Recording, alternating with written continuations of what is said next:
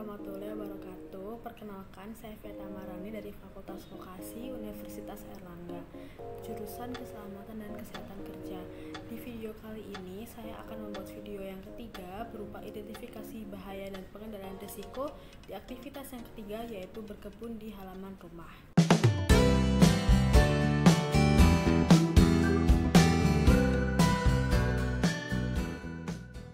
Langsung aja yuk kita masuk ke hazard yang pertama, yaitu hazard mekanik.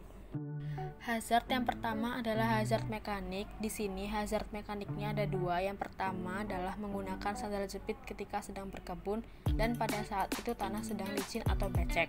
Resikonya adalah mudah terpeleset dan terjatuh dan menyebabkan kaki mudah kesleo. Masih di hazard mekanik terdapat alat-alat perkebunan yang sudah berkarat.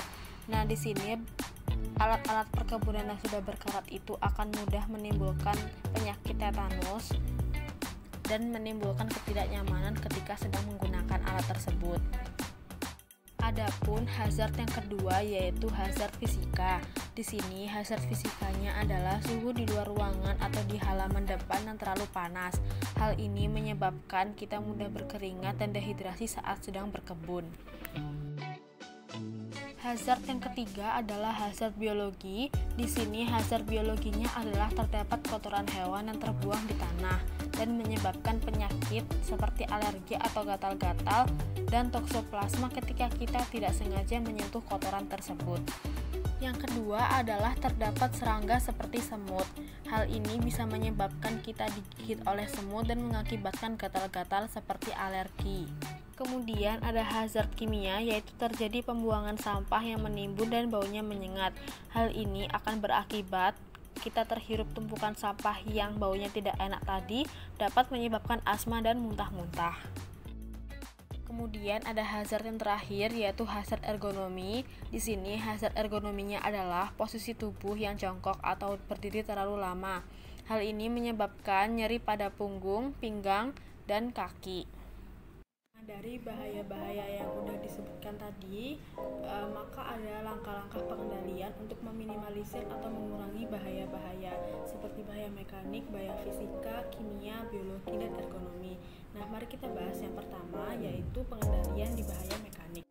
Di sini bahaya mekaniknya adalah menggunakan sandal jepit ketika sedang berkebun dan pada saat itu tanah sedang licin atau becek. Di sini ditemukan bahwa dari bahaya tersebut bisa menyebabkan kaki kita terpeleset dan terjatuh dan bisa menyebabkan kesleo karena dari terpeleset itu.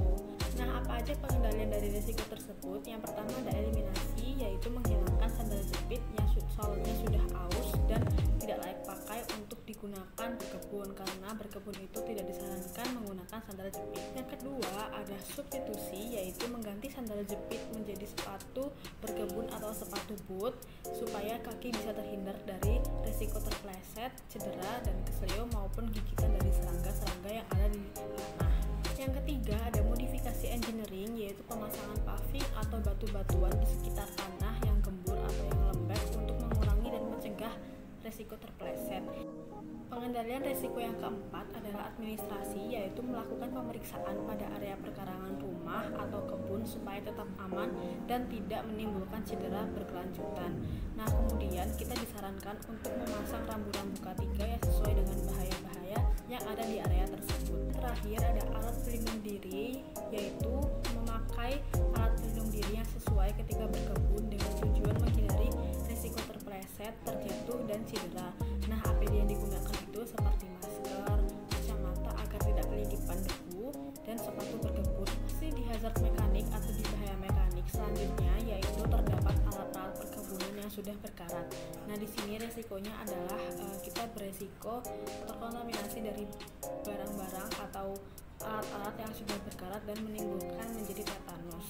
Adapun pengendalian dari bahaya dan risiko tersebut, yang pertama ada eliminasi, yaitu menyingkirkan alat-alat perkebunan yang sudah berkarat, terutama seperti sekop atau gunting-gunting yang lainnya. Yang kedua ada substitusi, yaitu mengganti alat-alat perkebunan yang berkarat tersebut menjadi alat yang baru dan diletakkan di tempat yang lebih aman dan rapi. Kemudian yang ketiga ada modifikasi engineering, yaitu memasang box material untuk meletakkan alat-alat perkebunan perkebunan pada garasi atau gudang supaya tersusun lebih rapi dan diletakkan berdasarkan fungsi-fungsinya.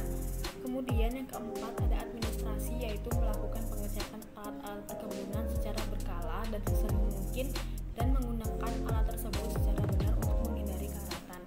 Terus kita juga harus memasang label atau rambu-rambu ketiga pada setiap peralatan itu yang memiliki potensi bahaya berlebih. Yang terakhir ada alat pelindung diri, yaitu menggunakan APD yang sesuai ketika memegang alat-alat perkebunan supaya tangan kita tidak gatal, alergi, dan menimbulkan penyakit. Nah, APD yang digunakan itu bisa seperti sarung tangan.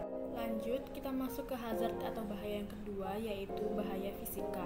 Nah, di sini bahaya fisikanya adalah suhu di luar ruangan yang terlalu panas, jadi di halaman depan rumah atau di teras. Nah, ini bisa menyebabkan kita mudah berkeringat dan mudah dehidrasi. Nah, apa aja sih pengendaliannya? Pengendalian yang pertama ada eliminasi, yaitu tidak dapat dilakukan.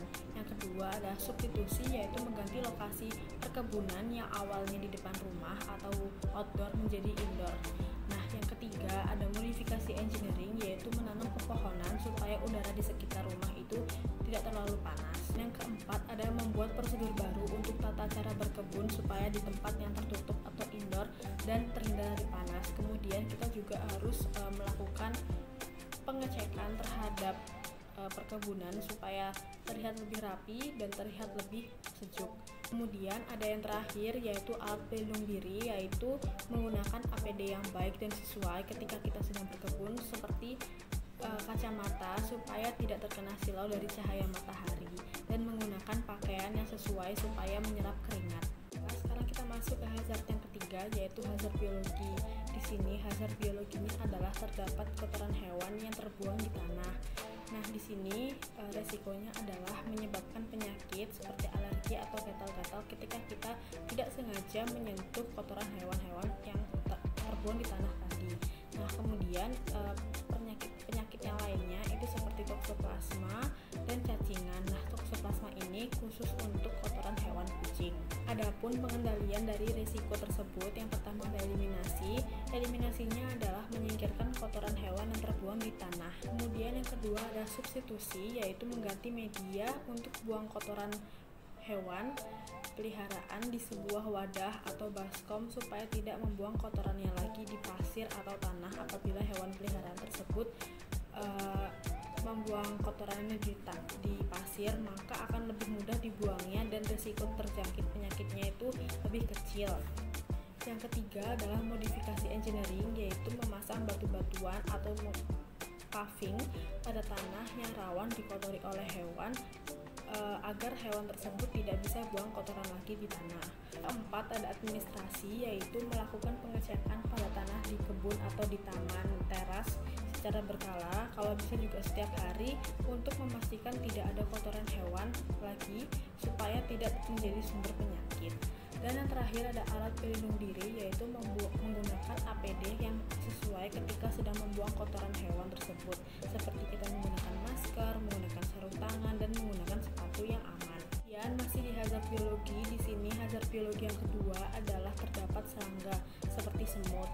Nah, semut-semut ini itu biasanya ada di selipan-selipan tanaman yang tidak terlalu terlihat. Di sini resikonya adalah tergigit dan bisa menyebabkan gatal-gatal serta alergi dan fobia terhadap semut. Kemudian ada lagi pengendaliannya. Yang pertama ada eliminasi, yaitu menghilangkan sarang serangga. Kemudian yang kedua ada substitusi yang tidak dapat dilakukan. Yang ketiga ada modifikasi engineering, yaitu pemberian alat atau cairan untuk menghindari serangga masuk ke dalam area perkebunan atau pekarangan rumah. Keempat ada administrasi, yaitu pemberian rambu-rambu K3 bahwa di area tersebut terdapat banyak serangga dan tidak dianjurkan untuk mendekati area tersebut, khususnya buat anak-anak. Nah, selain itu kita juga harus melakukan pengecekan rutin di area tersebut, di area yang banyak serangga, dengan menyemprotkan cairan-cairan yang bisa mematikan serangga.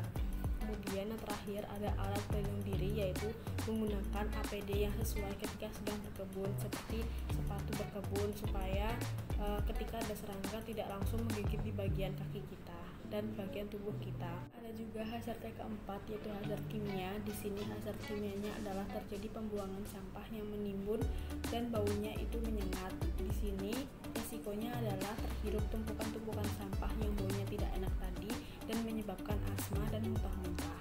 Di sini pengendalian resikonya ada 5. Yang pertama eliminasi, yaitu menghilangkan sumber bahaya atau menghilangkan sampah tersebut dengan cara membuangnya ke tempat pembuangan akhir.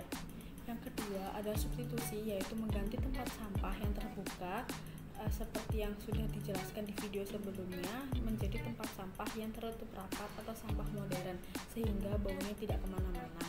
Kemudian yang ketiga ada modifikasi engineering, yaitu mengurangi pajanan terhadap bau sampah dan memberikannya penutup pada sampah apabila sampahnya itu tidak bisa atau tidak dapat diganti menjadi sampah yang modern. Dan yang keempat ada administrasi, yaitu melakukan pengecekan pada sampah di setiap rumahan dan setiap hari, dan disarankan untuk memberikan rambu-rambu peringatan untuk selalu membuang sampah pada tempatnya serta rutin untuk membuang sampah ke tempat pembuangan akhir. Dan yang terakhir ada alat pelindung diri, yaitu menggunakan APD yang sesuai seperti masker ketika kita sedang membuang sampah agar kita tidak terhirup terus-terusan dan tidak menimbulkan asma. Sekarang kita sudah masuk ke hazard atau bahaya yang terakhir, yaitu hazard ergonomi. Di sini hazard ergonominya adalah posisi tubuh yang jongkok atau berdiri terlalu lama. Nah, di sini resikonya adalah nyeri punggung, nyeri pinggang, dan nyeri di bagian tangan maupun kaki. Ada juga pengendalian risiko dari bahaya-bahaya tadi. Yang pertama adalah eliminasi, yaitu tidak melakukan kegiatan berkebun selama beberapa hari atau beberapa minggu untuk menghindari cedera atau nyeri pada tubuh. Yang kedua ada substitusi, yaitu mengganti posisi ketika sedang melakukan berkebun untuk menghindari rasa nyeri. Lalu yang ketiga ada modifikasi engineering, yaitu memberikan kursi di taman ketika sedang melakukan kegiatan berkebun supaya tidak mudah lelah. Jadi ketika kita sedang merasa lelah, kita langsung aja duduk di kursi yang telah disediakan di kebun. Yang keempat ada administrasi, yaitu melakukan kegiatan berkebun selama 1 minggu sekali, atau istilahnya kita menjadwal kapan kita harus berkebun supaya ketika kita melakukannya itu tidak terlalu lelah. Nah, terus yang kelima ada alat pelindung diri, yaitu menggunakan alat pelindung diri pada tubuh untuk menyokong tubuh supaya tidak terlalu lelah ketika kita sedang berkebun. Terima kasih telah menonton. Jangan lupa untuk like dan komen video ini ya.